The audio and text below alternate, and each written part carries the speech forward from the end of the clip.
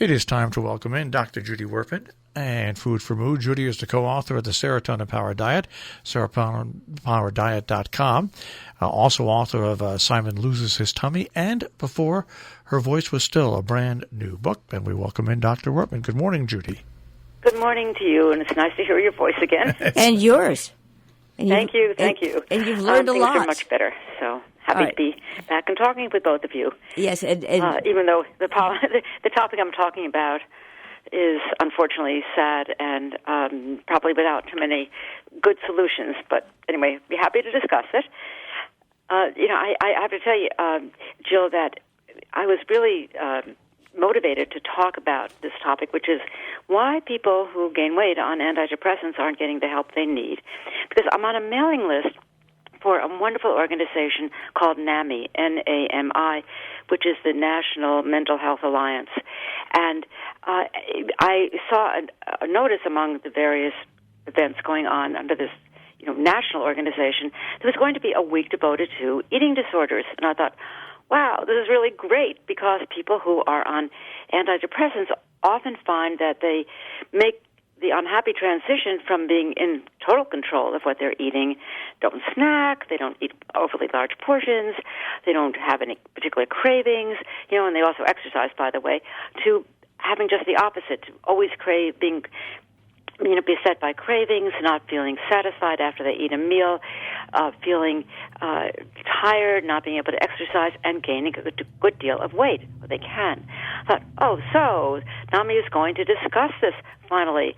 And I contacted the person whose name was listed there as sort of organizing this meeting on eating disorders. She said, oh, no, we don't talk about that. We talk about eating disorders, anorexia and bulimia and binge eating, etc. Oh, my gosh, did your head never even heard of this problem. Did your head explode? Because I know so many people just, very well-meaning, attempting to educate themselves. Off they go to these symposia and to find out information.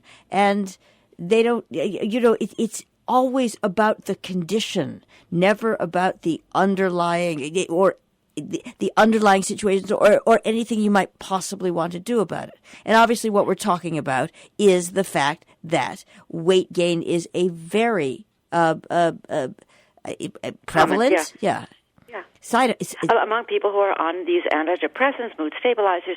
And I think, look, if it had just been a meeting of eating disorders, the association does really good things in terms of educating people and trying to find good solutions. But this was a meeting associated with, a national organization to help people with mental illness. So if they're not doing anything about this, well, who is? And several months ago, I had a meeting with a group of psychiatrists at a local, actually it was a VA hospital, where a colleague and I were trying to do some kind of a research program with veterans who've gained weight on antidepressants, and we wanted to ask the psychiatrists if they would help identify people who would be interested in entering this program. And so we met with about 10 of them, and we talked about the problem. And my associate, who is an internist, said, there are lots of problems associated with obesity, and these veterans have enough problems, and let's try to prevent them from, developing diabetes and hypertension, orthopedic problems by identifying the fact that those who are going to be gaining weight and doing something. The group of psychiatrists said to us, oh, we don't weigh our patients. Oh, we don't discuss their weight. No, never, because if we do, maybe they won't stay on their medication. And, if they come in and complain about weight gain, we try to find another medicine that might be as effective. But that never comes up in our discussions. Okay. So then what do you do? And I guess some of the therapists will say, well, just go off to Weight Watchers or follow a keto diet or go off to a gym, not realizing that these people who are in need of help have a drug in their brain that's making them eat. I mean, it's like saying to somebody who's a drug in your brain, making you lose your hair, oh, that's okay. Just, go off to a weight, somebody who is going to, turn you from being bald to have a full head of hair, not realizing there's a drug that's making him lose weight. And you would never expect that to happen. But it's like people are just closing their eyes. Like, I'm not talking about the people who are gaining the weight, but the people who are trying to help them with their mood problems and associated problems. They just close their eyes. Well, they don't notice it. It's not going to happen. And Jill, this has been years now. We're not talking about the first year. These antidepressants came out. Some of them have been causing weight gain since the late 1950s. So I think you and I are the only ones shouting into the wilderness about this. Yeah, and I think that it's so simple that people, it's so comforting when somebody hears that, oh my gosh, this is actually, as they say in the vernacular, a thing. Yeah, yes, and then if they're not given the right kind of diet, if they're put on for example, a keto diet, which definitely will decrease serotonin, and they're taking a medicine, an antidepressant, that's supposed to increase their inactive serotonin, and they're on a diet that's making even less serotonin to be activated, where is the sense in that? And yet, you would ask, you just do a survey of both therapists and dietitians, and they won't have a clue. In fact, I had a dietitian call me up to ask for advice on how to lose weight because she was on antidepressants. And I was talking about how important it was to eat carbohydrates because that was the only way her brain would make more serotonin. Oh, she said, we never learned that in school. And so another dead end, as it were, right? And the other thing that goes with that is, some people do know about it, but I had this with I had this with somebody recently who wouldn't get on a certain. She wouldn't get on something because she didn't want to put on weight.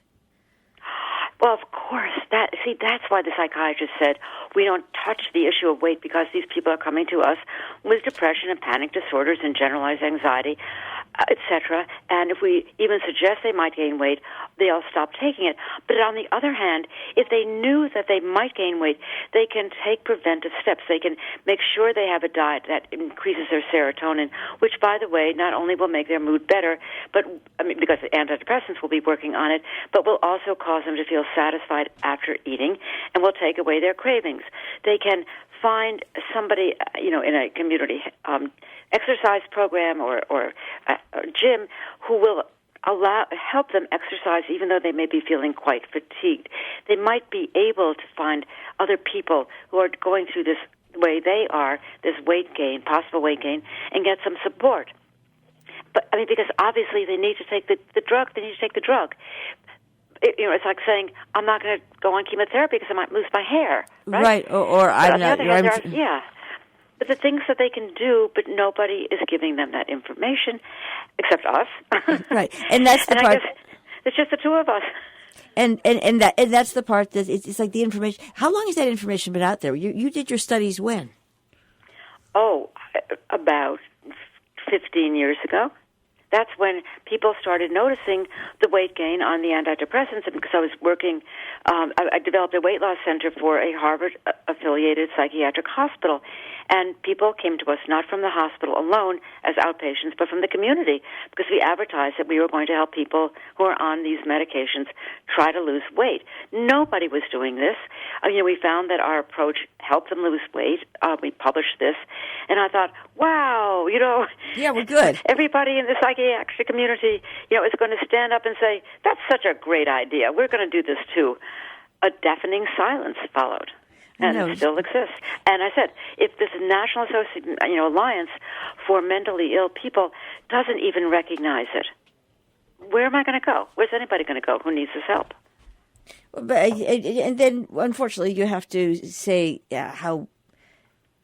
Without being negative, you have to say, "Wow, that's a prevalent condition in a lot of things." It's like, well, this is, what goes on behind the top line, headline, etc. Yeah, and I must say one thing. There are, in fairness, a couple of universities have programs for the severely mentally ill which they are given enormous amounts of care, with a one-to-one facilitator who will help them on the diet, exercise, enter into social activities in the community so they're not isolated and end up, overeating just out of boredom, etc. Very expensive. It can only be done on a research basis.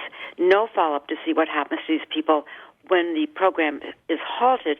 And also, these are people with really severe mental illness. But for people who are able to go back to work, have their family life, have a social life, but by the way, are now 30 or 40 or 50 pounds heavier, but they're out in the community, they're just normal people like you and me, except they unfortunately weigh more than they ever expected to. There's absolutely nothing. So, except our book. Right. It. And do you want to give away the secret sauce? Oh, of course. And so what?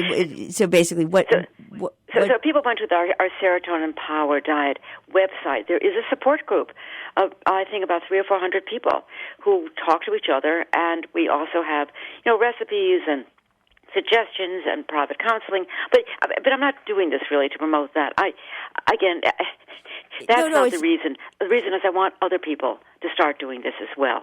Right, so that it becomes a national process, not just a local, regional process. Right, and the people should know that there actually is something that you can do, because I have to say, once someone knows there's something you can do, it changes everything. So yeah, all right, exactly. Anyway, it's great talking to you. I'll talk to you next week. Thank you very much. Things are going well. Very okay, good. Dr. Judy Wurtman, Food for Mood.